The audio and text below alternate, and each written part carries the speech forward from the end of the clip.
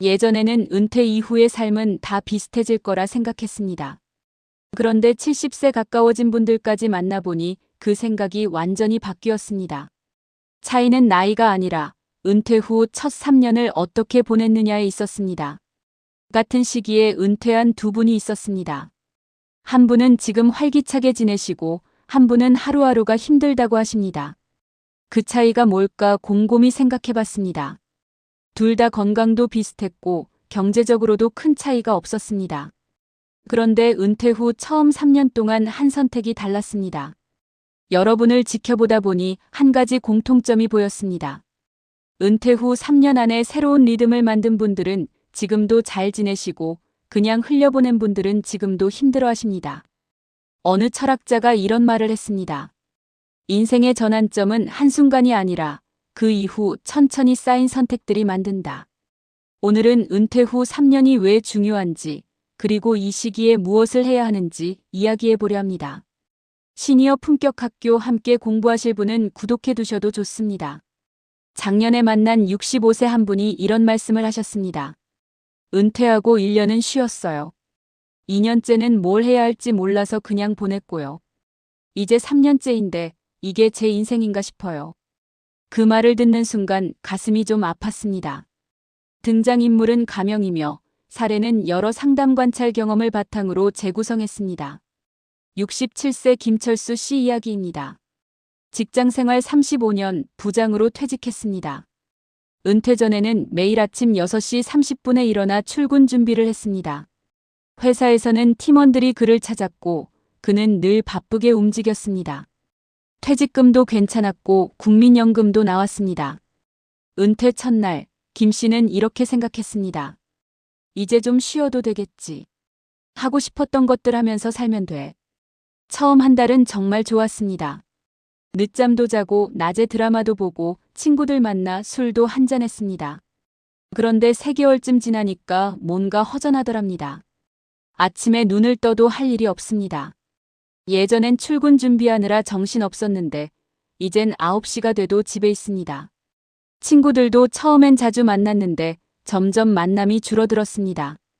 다들 바쁘거나 아니면 자기들도 은퇴 후 적응하느라 정신없었던 겁니다. 6개월이 지나자 김 씨는 이상한 감정을 느꼈습니다. 나는 지금 뭐 하는 사람이지? 아내에게 물어봤습니다. 나 요즘 어때 보여? 아내가 웃으며 말했습니다. 괜찮아 보이는데? 푹 쉬고 있잖아. 하지만 김 씨는 알았습니다. 자기가 괜찮지 않다는 걸. 1년이 지났습니다. 김 씨의 하루는 이렇게 흘러갔습니다. 아침 8시쯤 일어나서 TV 뉴스를 봅니다. 아침 먹고 나서 인터넷 기사를 봅니다. 점심 먹고 낮잠을 잡니다. 오후엔 동네 한 바퀴 산책하고 집에 돌아옵니다. 저녁 먹고 또 TV를 봅니다. 이 패턴이 매일 반복됩니다. 2년 차가 됐을 때 김 씨는 무기력함을 느꼈습니다. 이대로 늙어가는 건가? 뭔가 해야 할 것 같은데 뭘 해야 할지 모르겠습니다. 친구들한테 전화해도 다들 비슷합니다. 나도 그냥 이렇게 지내. 뭐 별 수 있나. 3년 차가 됐을 때 김 씨는 거울을 보다가 깜짝 놀랐습니다. 얼굴에 생기가 없었습니다. 몸무게는 5kg 늘었고 배만 나왔습니다. 웃는 횟수도 줄었습니다. 아내가 뭘 물어봐도 시큰둥하게 대답했습니다. 그때 김 씨는 이렇게 생각했습니다. 처음 1년을 그냥 보낸 게 문제였나? 여러 연구에서 은퇴 후 1년 안에 우울감이 늘 수 있다고 보고합니다. 이 시기가 중요한 이유는 단순합니다. 직장에서의 정체성이 사라지기 때문입니다. 30년, 40년 동안 회사원, 부장, 과장이었던 사람이 갑자기 무직이 됩니다. 명함도 없고 출근할 곳도 없습니다. 누가 뭐 하세요? 라고 물으면 대답이 애매합니다. 은퇴했어요. 이 말을 할 때마다 묘한 기분이 듭니다. 마치 내가 쓸모없어진 것 같은 느낌. 상담 현장에서도 일할 땐 바쁘다고 불평했는데 막상 일 없으니까 더 힘들다는 말을 자주 듣습니다. 직장은 단순히 돈을 버는 곳이 아니었습니다. 정체성을 주는 곳이었습니다. 사회적 역할을 주는 곳이었습니다. 그게 사라지니까 나는 누구인지 혼란스러워집니다. 제가 느낀 건요. 첫 1년은 정말 중요합니다. 이 시기에 새로운 정체성을 만들어야 합니다. 나는 은퇴자가 아니라 나는 하는 사람이라는 정체성이 필요합니다. 그럼 어떻게 해야 할까요? 첫째, 은퇴 후 1개월 안에 일주일 루틴을 만드세요. 아침에 일어나는 시간, 운동하는 시간, 산책하는 시간을 정합니다. 언제 일어날지는 그때 가서 생각하지 이러면 안 됩니다. 루틴이 없으면 하루하루가 무너집니다. 둘째, 작은 역할 하나를 찾으세요. 동네 도서관 자원봉사도 좋고 아파트 경로당 프로그램 참여도 좋습니다. 나는 매주 수요일 도서관에서 책 정리를 돕는 사람이라는 정체성이 생깁니다. 이게 생각보다 큽니다. 셋째, 배우는 걸 하나 시작하세요. 악기, 그림, 글쓰기, 사진, 뭐든 좋습니다. 나는 기타 배우는 사람이라는 정체성이 생깁니다. 잘하고 못하고는 중요하지 않습니다. 배우고 있다는 것 자체가 중요합니다. 넷째, 매일 아침 오늘 할 일 3가지를 적으세요. 거창한 거 아니어도 됩니다. 오늘은 산책 30분, 책 10페이지 읽기, 친구한테 안부 전화 이런 거면 충분합니다. 하루에 3가지를 하면 저녁에 뿌듯합니다. 다섯째, 사람을 만나는 약속을 주 2회 이상 잡으세요. 혼자 있는 시간이 길어지면 생각이 어두워집니다. 친구든 동창이든 동네 사람이든 누군가를 만나세요.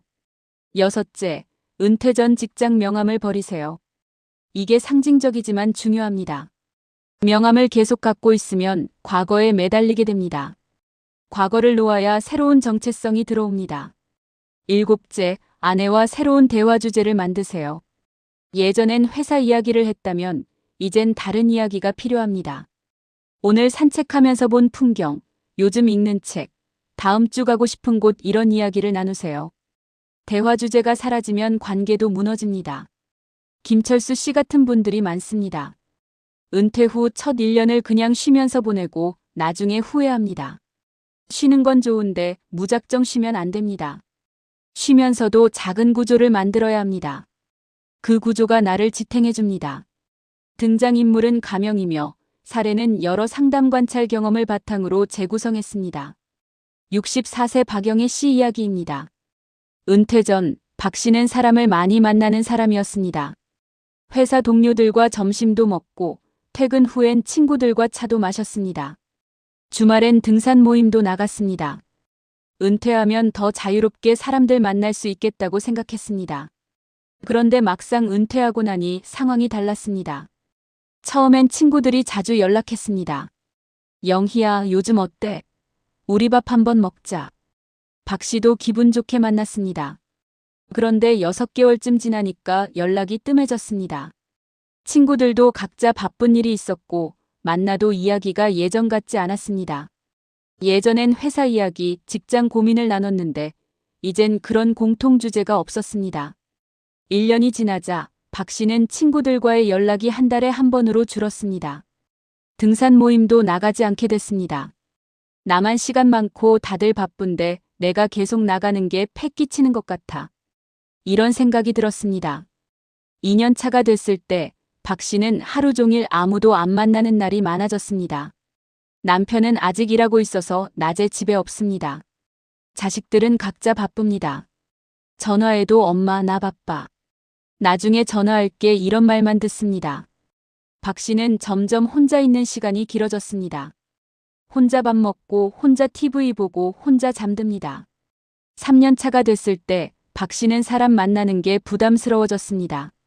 누가 연락하면 핑계를 대고 안 나갔습니다. 요즘 몸이 좀 안 좋아서. 사실 몸이 아픈 건 아니었습니다. 그냥 나가기 싫었습니다. 사람 만나면 이야기할 게 없고 내 처지가 초라해 보일 것 같았습니다. 박 씨는 이렇게 말했습니다. 혼자가 편해졌어요. 사람 만나는 게 이제 귀찮아요. 하지만 속으로는 외로웠습니다. 밤에 잠들기 전 혼자 누워있으면 쓸쓸했습니다.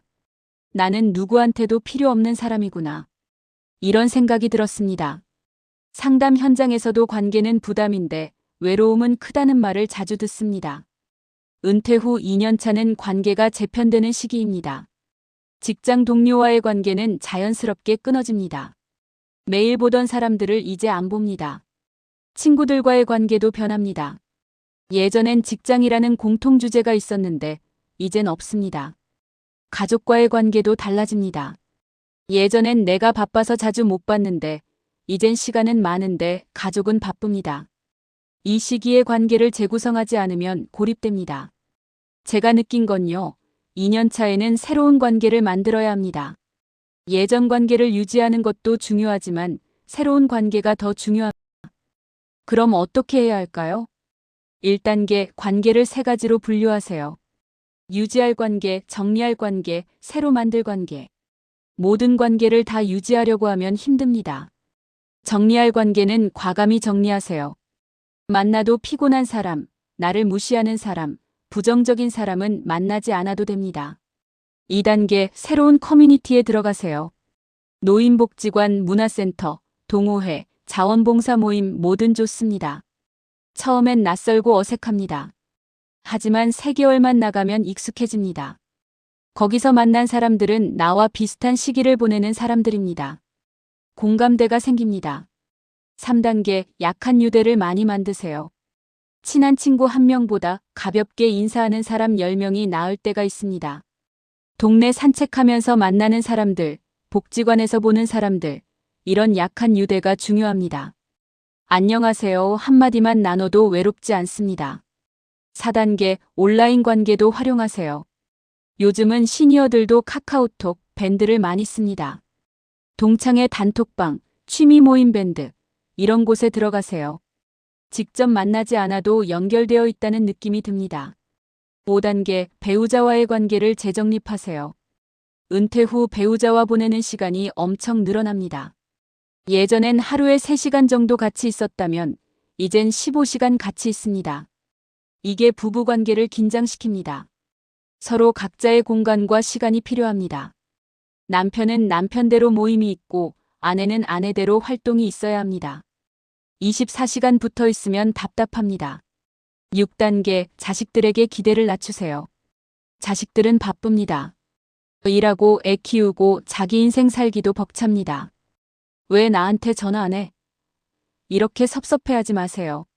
대신 내가 먼저 가볍게 안부 물어보세요. 잘 지내지? 바쁘지? 나는 잘 있어. 연락 기다릴게. 이 정도면 충분합니다. 7단계 오늘 당장 한 사람에게 연락하세요. 요즘 어떻게 지내? 우리 차 한잔 할까? 이 한마디가 관계를 살립니다. 연락 안 한 지 1년 됐어도 괜찮습니다. 먼저 연락하는 게 중요합니다. 박영희 씨 같은 분들이 정말 많습니다. 은퇴 후 관계를 재구성하지 않고 점점 혼자가 됩니다. 혼자가 편하다고 말하지만 사실은 외롭습니다. 사람은 관계 속에서 살아갑니다. 관계가 없으면 삶의 의미도 사라집니다. 2년 차의 관계를 다시 만들어야 합니다. 늦지 않았습니다. 등장인물은 가명이며 사례는 여러 상담 관찰 경험을 바탕으로 재구성했습니다. 69세 이정남 씨 이야기입니다. 은퇴 3년 차, 이 씨의 하루는 완벽하게 고정됐습니다. 아침 7시 기상, 아침 식사 후 TV 뉴스, 9시부터 10시까지 동네 산책, 10시부터 12시까지 집에서 인터넷, 점심 식사 후 낮잠 2시간, 오후 3시부터 5시까지 또 TV, 저녁 식사 후 9시까지 TV, 9시 30분 취침. 이 패턴이 1년 넘게 반복됐습니다. 주말도 평일도 똑같습니다. 아내가 물었습니다. 여보, 우리 이번 주말에 어디 가볼까? 이 씨가 대답했습니다. 귀찮아. 그냥 집에 있자. 그럼 친구들 만나볼까? 만나도 할 얘기 없어. 다음에. 아내는 한숨을 쉬었습니다. 남편이 점점 무기력해지는 게 보였습니다. 처음엔 쉬는 거라고 생각했는데 3년째 이러니까 걱정이 됐습니다. 이 씨는 자기도 알고 있었습니다. 이렇게 살면 안 되는데. 하지만 바꾸기가 어려웠습니다. 이미 습관이 돼버렸습니다. 새로운 걸 시작하려면 에너지가 필요한데 에너지가 없었습니다. 나이도 있는데 이제 뭘 하겠어. 이런 생각이 들었습니다. 3년 차가 되면 생활 루틴이 고착화됩니다. 처음 1년은 적응 기간이라고 생각하며 넘어갑니다. 2년 차엔 이렇게 사는 게 편안해라고 생각합니다. 3년 차가 되면 이게 내 삶이구나라고 받아들입니다. 그리고 바꾸기 어려워집니다. 습관은 3년이면 뼈가 됩니다. 뼈가 된 습관은 바꾸기가 정말 힘듭니다. 여러 연구에서 노년기 루틴의 고착화가 빠르게 진행된다고 보고합니다. 젊을 땐 변화가 쉬운데 나이 들면 변화가 어렵습니다. 뇌도 익숙한 패턴을 선호하고 새로운 시도를 거부합니다. 그래서 3년 안에 좋은 루틴을 만들어야 합니다. 나쁜 루틴이 고착화되기 전에 말이죠. 제가 느낀 건요. 3년 차에는 루틴을 점검하고 조정해야 합니다. 지금 내 하루가 나를 살리는 하루인지 나를 죽이는 하루인지 봐야 합니다. 그럼 어떻게 해야 할까요? 먼저 마음을 점검하세요. 아침에 일어날 때 기분이 어떤가요? 오늘도 하루가 시작되네 이런 생각이 드나요? 아니면 오늘 뭐 하지? 이런 기대감이 드나요? 만약 매일 그냥 하루 버티자 이런 생각이 든다면 뭔가 바꿔야 합니다. 하루에 기쁜 순간이 하나라도 있어야 합니다. 산책하면서 느끼는 바람, 친구와 나누는 웃음, 맛있는 커피 한 잔. 이런 작은 기쁨이 없으면 하루가 무겁습니다. 둘째, 관계를 점검하세요. 이번 주에 누구를 만났나요? 만났다면 그 만남이 즐거웠나요? 만약 한 주 동안 아무도 안 만났다면 문제입니다. 사람은 혼자 살 수 없습니다. 관계가 끊어지면 마음도 무너집니다. 일주일에 최소 2명은 만나야 합니다. 오래 만날 필요 없습니다. 30분, 1시간이면 충분합니다. 중요한 건 연결되어 있다는 느낌입니다. 셋째, 생활 습관을 점검하세요. 하루 중 몸을 움직이는 시간이 얼마나 되나요? TV 보는 시간은 얼마나 되나요? 만약 TV 보는 시간이 5시간 이상이라면 줄여야 합니다. TV를 보는 건 나쁘지 않습니다. 하지만 하루 종일 TV만 보면 뇌가 굳습니다. 몸을 움직여야 합니다. 산책, 체조, 가벼운 운동, 뭐든 좋습니다. 하루 30분만 움직여도 기분이 달라집니다. 넷째, 하나만 바꿔보세요. 한꺼번에 다 바꾸려면 실패합니다. 딱 하나만 바꾸세요. 예를 들어 매일 아침 10분 스트레칭하기. 이것만 3주 동안 해보세요. 3주가 지나면 습관이 됩니다. 그 다음에 또 하나 추가하세요. 일주일에 한 번 친구 만나기. 이렇게 하나씩 추가하면 1년 후엔 완전히 달라집니다. 다섯째, 오전 루틴을 만드세요. 오전을 어떻게 보내느냐가 하루를 결정합니다. 오전에 침대에서 뒹굴면 하루 종일 무기력합니다. 오전에 일어나서 가볍게 움직이고 밖에 나가고 사람과 인사하면 하루가 가벼워집니다. 아침에 일어나서 30분 안에 집 밖으로 나가기. 이것만 해도 하루가 달라집니다. 여섯째, 저녁 루틴을 만드세요.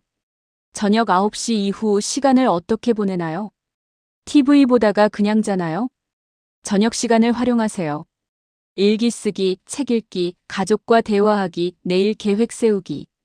이런 거라면 잠들기 전 마음이 편안해집니다. 일곱째, 한 달에 한 번은 새로운 걸 해보세요.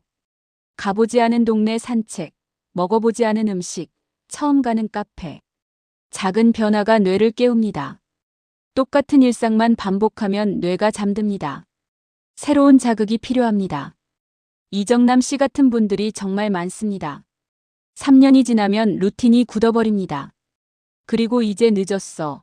이렇게 사는 거지 뭐 이렇게 생각합니다. 하지만 늦지 않았습니다. 70세든 75세든 바꿀 수 있습니다. 다만 지금 바꿔야 합니다. 내일이 아니라 오늘 바꿔야 합니다. 은퇴 후 3년 안에 꼭 해야 할 것들이 있습니다. 이걸 놓치면 나중에 후회합니다. 첫째, 경제적 재구조화입니다. 은퇴하면 수입이 줄어듭니다. 월급이 없어지고 연금만 나옵니다. 이 상황에서 예전처럼 쓰면 안 됩니다. 3년 안에 새로운 지출 구조를 만들어야 합니다. 어디에 돈을 쓸지, 어디서 줄일지 정해야 합니다. 불필요한 보험은 정리하고 고정 지출을 줄이고 여유 자금을 확보해야 합니다. 경제적 불안은 모든 불안의 뿌리입니다. 돈 걱정이 없어야 마음이 편합니다. 둘째, 건강관리 시스템을 확립해야 합니다. 60대 초반엔 건강이 괜찮습니다. 하지만 60대 후반부터 몸이 달라집니다. 3년 안에 건강관리 루틴을 만들어야 합니다. 매일 산책하기, 일주일에 3번 운동하기, 정기검진 받기, 식습관 조정하기. 이런 것들을 습관으로 만들어야 합니다. 70세가 넘으면 건강관리가 더 어려워집니다. 60대에 만든 습관이 70대를 지탱합니다. 건강은 돈으로도 못 삽니다. 건강을 잃으면 모든 게 무너집니다. 다만 건강 상태는 개인차가 크니 치료나 약 처방은 의사 지시에 따라야 합니다. 셋째, 의미 있는 활동을 찾아야 합니다. 일하지 않는 삶이 편할 것 같지만 실제로는 공허합니다. 사람은 의미 있는 일을 해야 행복합니다. 3년 안에 내가 할 수 있는 의미 있는 활동을 찾아야 합니다. 자원봉사, 취미활동, 배우기, 가르치기 뭐든 좋습니다. 나는 지금 을하고 있다는 문장이 필요합니다. 이게 없으면 하루하루가 그냥 흘러갑니다. 넷째, 사회적 연결을 유지해야 합니다. 은퇴 후 사회적 연결이 급격히 줄어듭니다. 3년 안에 새로운 연결을 만들어야 합니다. 동호회, 모임, 봉사단체, 온라인 커뮤니티 뭐든 좋습니다. 연결이 끊어지면 고립됩니다. 고립은 우울로 이어집니다. 사람과의 연결이 생명줄입니다. 다섯째, 부부관계를 재정립해야 합니다. 은퇴 후 부부가 함께 있는 시간이 엄청 늘어납니다. 이게 갈등의 원인이 됩니다.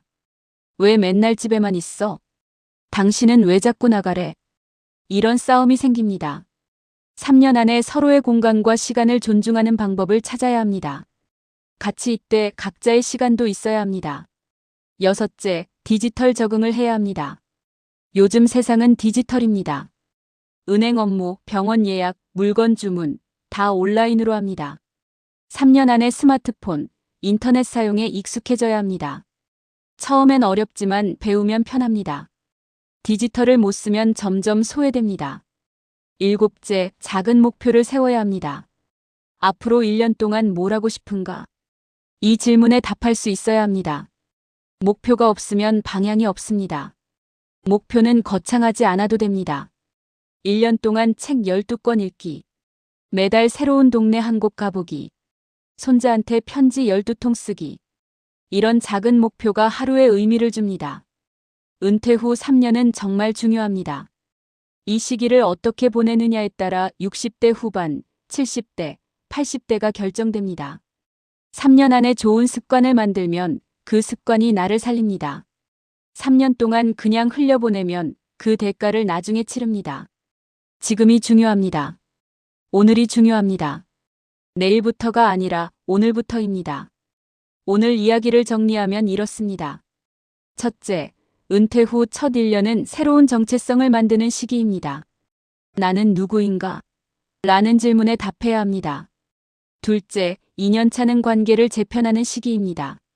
새로운 연결을 만들지 않으면 고립됩니다.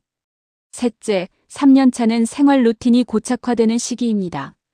지금 루틴을 점검하고 조정해야 합니다. 넷째, 3년 안에 경제, 건강 활동, 관계를 재구조화해야 합니다. 이걸 놓치면 나중에 바꾸기 어렵습니다. 다섯째, 작은 변화부터 시작하세요. 한꺼번에 다 바꾸려 하지 마세요. 여섯째, 오늘부터 시작하세요. 내일이 아니라 오늘입니다. 일곱째, 혼자 하기 어려우면 도움을 요청하세요. 가족, 친구, 복지관, 상담센터, 어디든 도움을 받을 수 있습니다. 이제 여러분께 3가지 질문을 드립니다. 첫째, 나는 지금 어디에 서 있는가? 은퇴 후 몇 년이 지났나요? 지금 내 하루는 나를 살리고 있나요? 죽이고 있나요? 솔직하게 생각해 보세요. 둘째, 나는 무엇을 지키고 싶은가? 건강인가요? 관계인가요? 자유인가요? 의미인가요? 내가 정말 중요하게 생각하는 게 뭔지 알아야 합니다. 셋째, 내가 오늘부터 시작할 수 있는 행동은 무엇인가? 아주 작은 것 하나만 정하세요. 오늘 산책 30분 하기, 오늘 친구한테 전화하기, 오늘 일기 한 줄 쓰기. 뭐든 좋습니다. 오늘 시작하면 내일도 할 수 있습니다. 은퇴는 끝이 아닙니다. 새로운 시작입니다. 60세에 은퇴했다면 앞으로 20년, 30년이 남았습니다. 이 시간을 어떻게 보낼지는 여러분이 정합니다. 나이는 숫자일 뿐입니다. 중요한 건 어떻게 사느냐입니다. 은퇴 후 3년 이 시간을 허투루 보내지 마세요. 이 시간이 여러분의 남은 인생을 만듭니다. 지금 시작하세요. 오늘 한 걸음을 내디디세요. 그 한 걸음이 여러분을 바꿉니다. 여러분은 충분히 할 수 있습니다. 나이가 많아서 못하는 게 아닙니다. 시작하지 않아서 못하는 겁니다. 지금 시작하면 됩니다. 응원합니다. 함께 늙어가는 이야기를 나누고 싶습니다. 구독과 좋아요로 동행해주세요.